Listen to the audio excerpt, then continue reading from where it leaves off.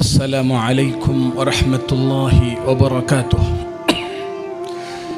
इन्नल हम्दुलिल्लाह नहमदुहु व नस्तईनुहु व नस्तगफिरुह व नु'मिनु बिही व नतवक्कलु अलैहि व नऊज़ु बिल्लाहि मिन शुरूरि अनफुसिना व मिन सय्यिआति अअमालिना।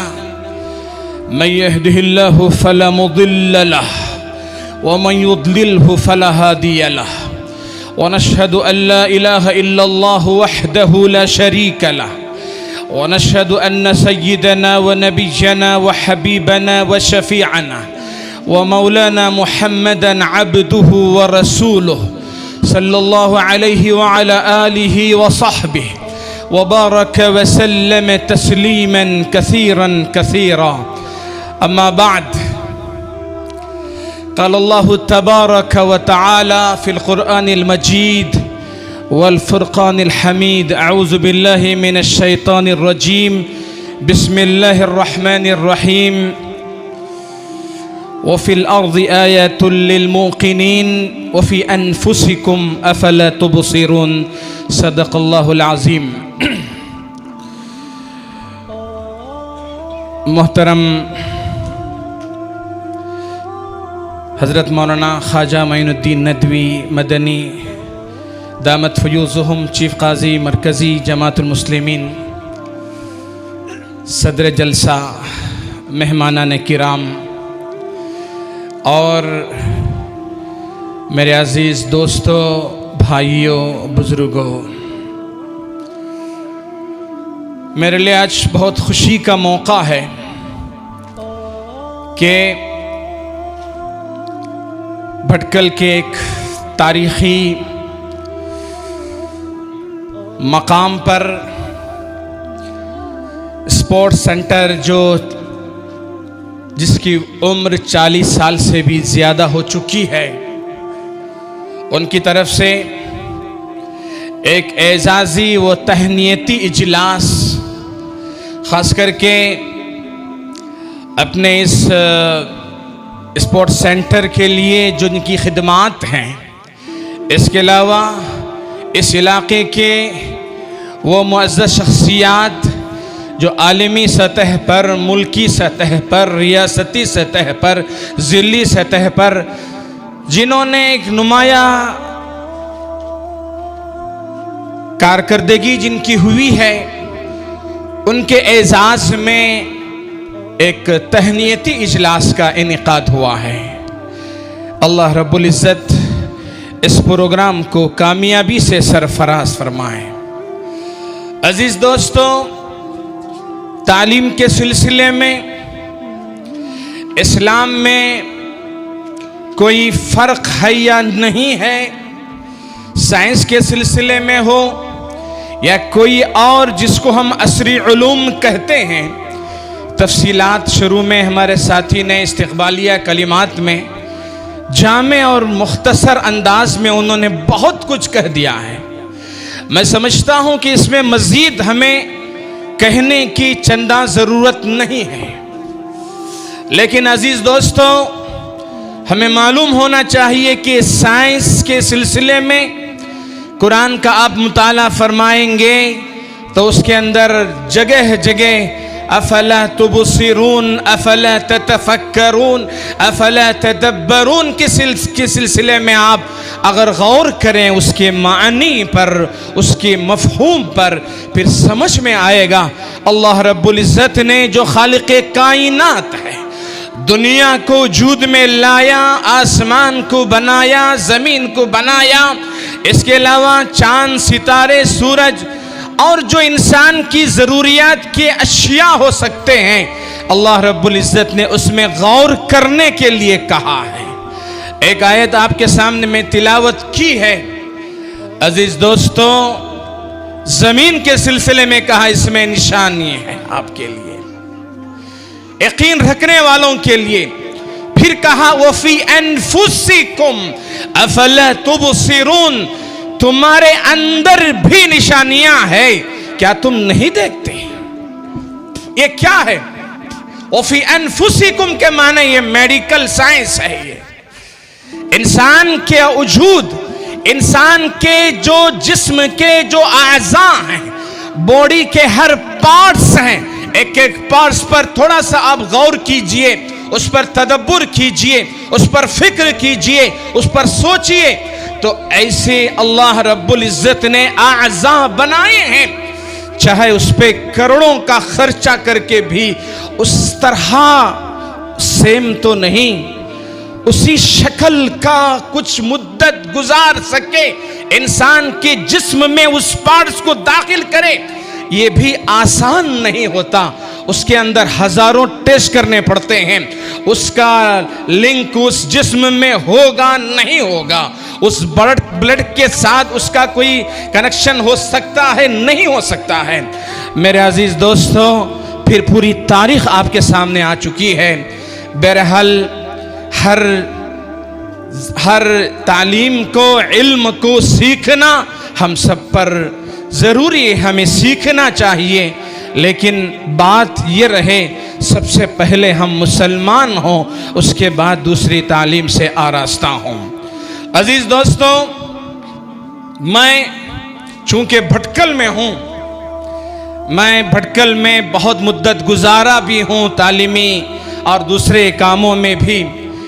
मैं चाहूँगा आपकी तवज्जो ज़रा सा इसी लाइन से एक और दूसरी तरफ, लैंग्वेज की तरफ ले चलूँ, ताकि जो रियासती ज़बान है उसकी क्या अहमियत है, मिसालों के ज़रिए से मुख्तसरन मैं रखना चाहूँगा, इस उम्मीद के साथ कि हर बच्चा ये समझे कि इस ज़बान को सीखना हमारे लिए ज़रूरी है।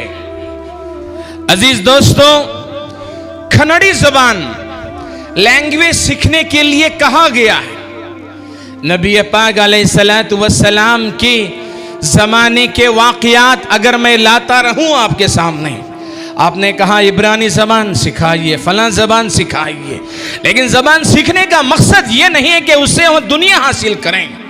अगर उसका मकसद हमारा दीनी दावत है, उन लोगों तक जो फलां ज़बान हमारी ज़बान नहीं समझ सकते, उनकी लैंग्वेज, उनकी ज़बान हम इसलिए सीख रहे हैं कि उन तक अल्लाह का पैगाम पहुँचाएं, चूँकि हम उम्मत दावत हैं। इस उम्मत की जिम्मेदारी है कि अपने अहबाब को, जिनके साथ हमारा साबका पड़ता है, चाहे बिजनेस की लाइन में हो, चाहे मामलात में हो, चाहे दूसरे कामों में क्यों ना हो, उन तक ये पैगाम पहुंचाना जरूरी है।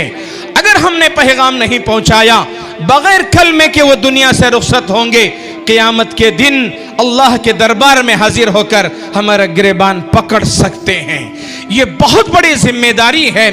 मैं चाहता हूं कि कन्नड़ के सिलसिले में आपके सामने कुछ हमारे साथ जो हुए हैं वाक़यात मैं कुछ रखूं, ताकि इसके अहमियत का अंदाज़ा हम सबको हो जाए।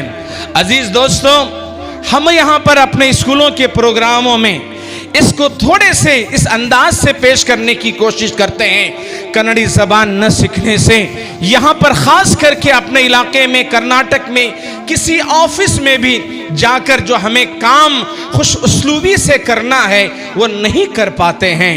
फॉर्म फिलअप करना हो, आज पूरे कर्नाटक में कन्नड़ी ज़बान पे ही लिखना पड़ेगा, उसको समझे बगैर दूसरों के ज़रिए से हम लिखाते हैं, जो हम चाहते हैं उसी तरह फॉर्म फिलअप हुआ है नहीं हुआ है हम समझ नहीं सकते हैं।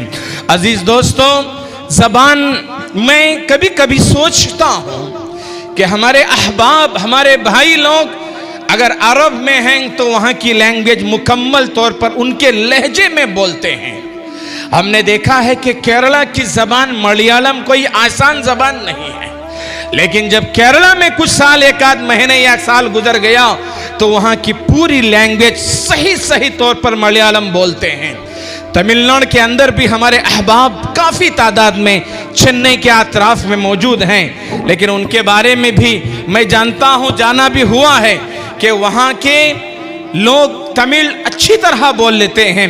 इसी तरह आंध्र प्रदेश के अंदर विजयवाड़ा और उस इलाके के अंदर भी हमारे अहबाब मौजूद हैं, वहाँ भी हमने देखा तेलुगु ज़बान भी अच्छी तरह बोलते हैं। क्या वजह है? हम इसी रियासत में पैदा हुए हैं, यहां पर हर आदमी से हमारा साबका होता है। इसके बावजूद भी वो आदमी जो नवायती नहीं जानता है, वो आदमी जो उर्दू नहीं जानता है, हमारे साथ रहकर वो उर्दू जबान भी सीखता है, नवायती भी सीखता है। लेकिन अजीज दोस्तों, हम कन्नड़ा नहीं जानते। कन्नड़ा का मतलब ये नहीं है, अगर नवायती में भी अगर बेअदब अल्फाज अगर कोई इस्तेमाल करके किसी बड़ों के साथ बोलने लगे तो सब हंसने लगेंगे, हम लोग ये पागल है, कहेंगे नहीं कहेंगे। इसी तरह अगर कन्नड़ी जबान बिला अदब के, बिला तरतीब के, उधर इधर का मिक्स करते हुए, जैसे कि बटलर अरबी जैसे लोग वहाँ बोलते हैं, या दुबई के अंदर जो ईरानी, मलबारी, बंगाली मिक्स उर्दू जैसे जुबान गुफ्तगू होती है, उसी अंदाज की अगर कन्नड़ी जबान हम लोग ऑफिसर के सामने, एसपी के सामने, डीसी के सामने, या जो है कलेक्टर के सामने, तहसीलदार के सामने, हमें कुछ अपनी ज़रूरत उनके सामने रखनी है, जब उस अंदाज से गुफ्तगू करेंगे, क्या ये उम्मीद हम रख सकते हैं कि हमारी जरूरत तो पूरी करेगा? वो ये नहीं सोचता है कि ये जबान से ना वाकिफ है, वो ये समझता है कि ये तो कर्नाटकी है, कर्नाटक में पैदा हुआ है, नेशनलिटी कर्नाटक की है, ये कन्नड़ी जबान क्यों नहीं बोलता है? इसी बेअदब बेतरतीब से जो गुफ्तगू कर रहा है, इसलिए हम लोग हर जगह मार खा रहे हैं। अजीज दोस्तों, जबान की क्या अहमियत है आप जानते ही हैं, इसीलिए कन्नड़ पे तवज्जो, जैसे मलयालम में केरला जाकर हम लोग इत्मीनान से मलयालम बोल सकते हैं, आज से हम अहबाब खास करके कॉस्मोस स्पोर्ट्स सेंटर के नौजवानों और इस तंजीम और यहाँ जमात जो भी है, इसकी तरफ से अगर तवज्जो, चाहे एक दिन एक प्रोग्राम हमारा यहाँ स्टेज करते हुए, कुछ खर्चा करते हुए कन्नड़ ही के लिए अगर मनाई जाए, तब भी मैं समझता हूँ हजारों या लाखों खर्च कीजिएगा, ये बेकार नहीं जाएगा इंशाअल्लाह। इसकी अहमियत है।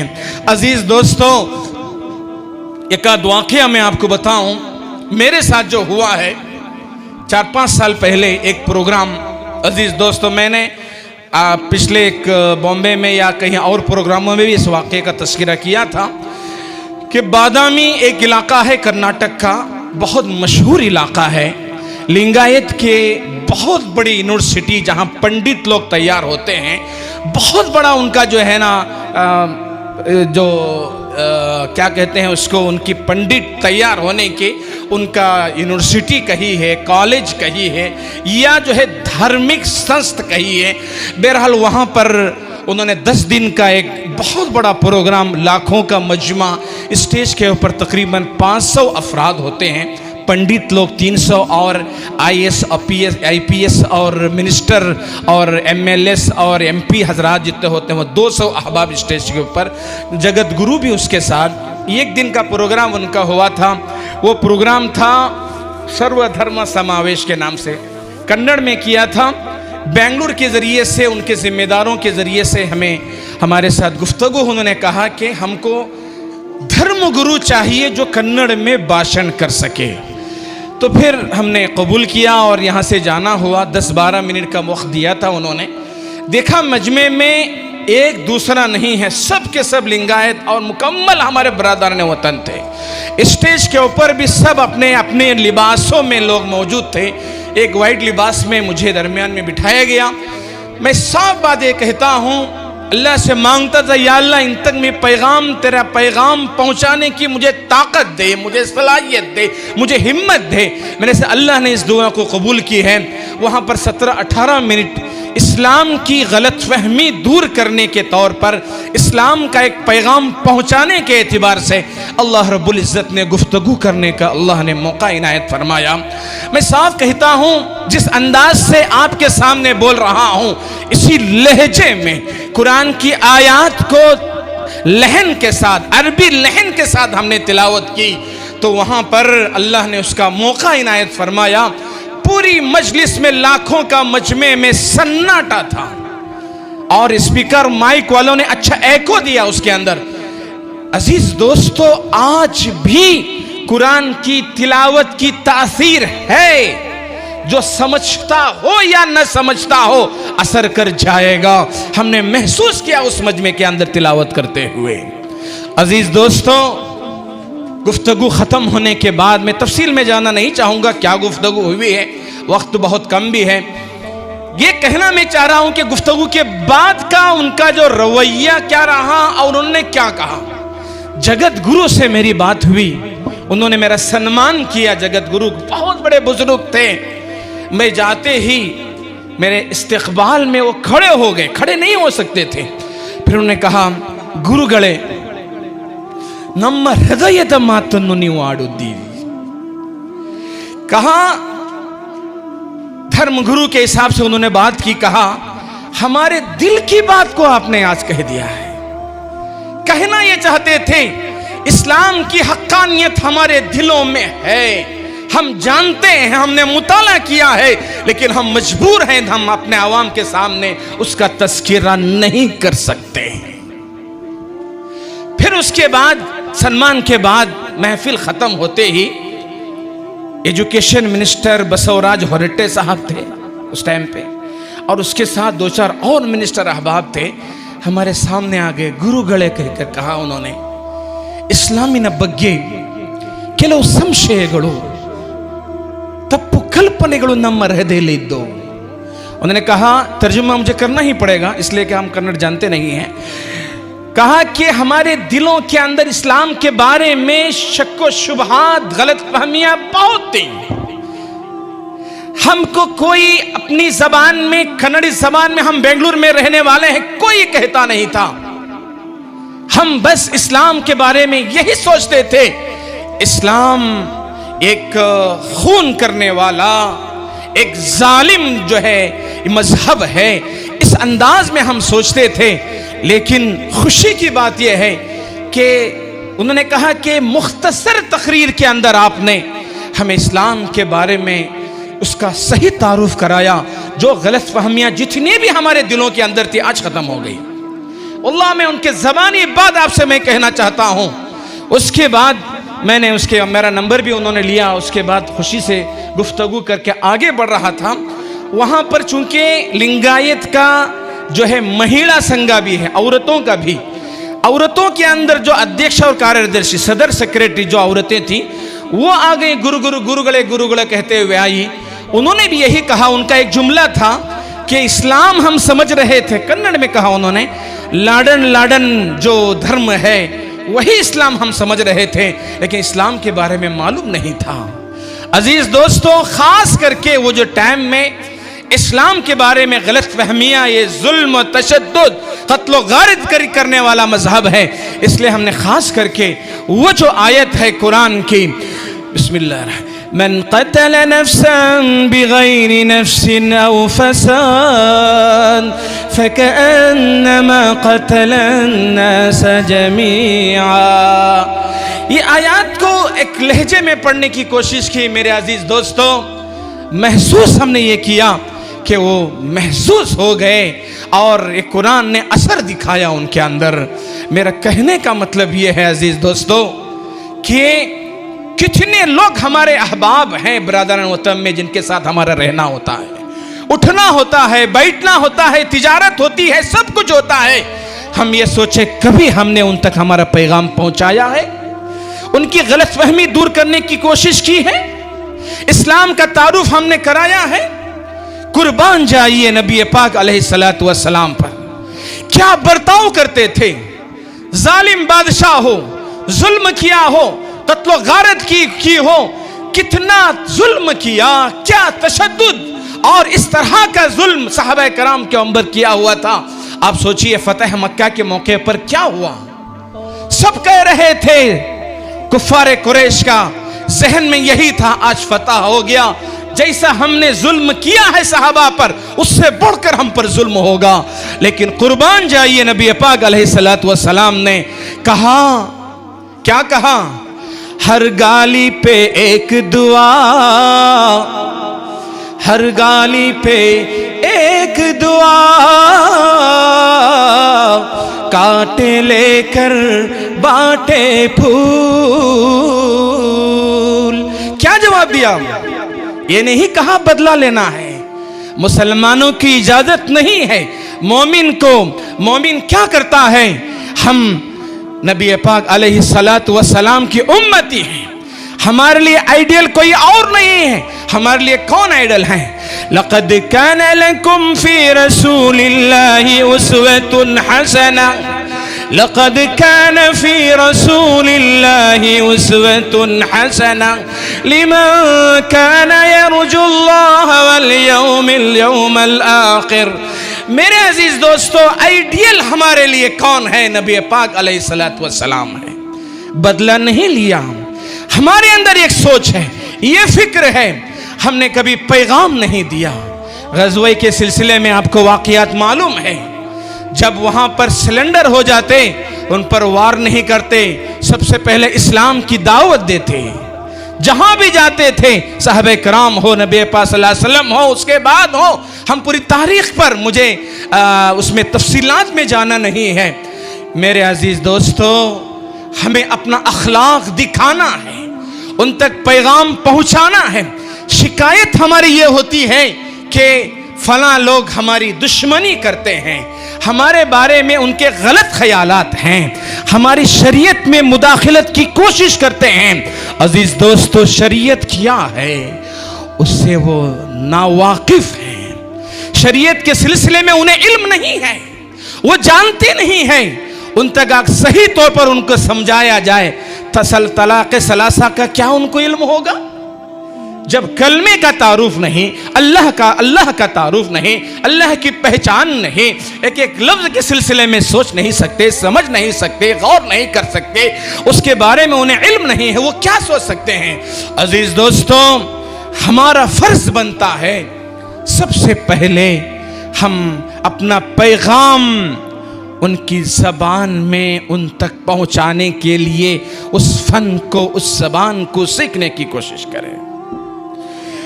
वमा अरसलना मिन रसूलिन इल्ला बिलिसानि कौमिह, कहा किसी रसूल को अल्लाह रब्बुल इज़्ज़त ने रिसालत से सरफराज फरमाया उनकी ज़बान के साथ। वो ज़बान सीखना ज़रूरी है। हम ये नहीं समझते हम किसी को, हम नमाज पढ़ लिए, हमने कहा फला फला किया, हज अदा किया, ज़कात देते रहे, रोज़ा पकड़ते रहे और उसके अलावा हम जो है समझ लिए हमारी जिम्मेदारी ख़त्म। ये नहीं अजीज़ दोस्तों। खैर, ये दावत का अलग मौजू है, मुझे बात करना था। एक और वाक़या आपके सामने सुनाता हूँ। हमारे दिव्य प्रभा के नाम से कन्नड़ा मैगज़ीन महाना अब कुछ प्रॉब्लम की वजह से थोड़ा सा वो सिलसिला जारी नहीं है, इंशाल्लाह होगा। तो हमारे एक सीनियर लॉयर हैं, हमारे दोस्त डॉक्टर लॉयर अब्दुल रशीद साहब, जो हाई कोर्ट के लॉयर हैं, वो ख़ास करके दिव्य प्रभा ख़ास करके मंगा लेते थे। उन्होंने एक दफ़ा कहा कि मेरे हाथ में दिव्य प्रभा था, तो चीफ जज जो है वहाँ के हाई कोर्ट के थे, उन्होंने कहा साहिब ये कयली निम्दो बोल के पूछा, कहा क्या हाथ में? कहा कि दिव्य प्रभा। कहा कि मुझे दीजिए, मैं पढ़ सकता हूँ। उन्होंने कहा खुशी से दिया, एक दफ़ा दिया, दूसरी दफ़ा दिया। तो फिर उसके बाद उनका जो तासुरात थे, उन्होंने अब्दुल रशीद साहब ने मुझे बताया कि हज़रत कमाल का हुआ। क्या हुआ जी?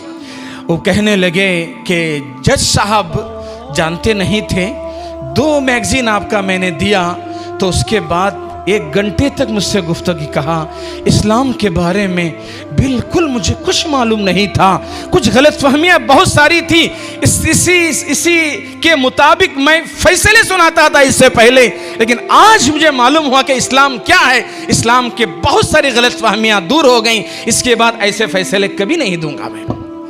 एक बात मैं इसलिए कहना चाहता हूँ कि ज़बान का जो है सीखना, कितनी माशाल्लाह कितने ज़हीन तलबा हैं, बड़े से बड़े भी उसको सीख सकते हैं। अपने बच्चों की तमाम तालीम के साथ साथ जैसे यहाँ के डॉक्टर बन रहे हैं, इंजीनियर बन रहे हैं, लॉयर बन रहे हैं, हाफिज़ बन रहे हैं, आलिम बन रहे हैं, मुफ्ती बन रहे हैं, फाजिल हो रहे हैं।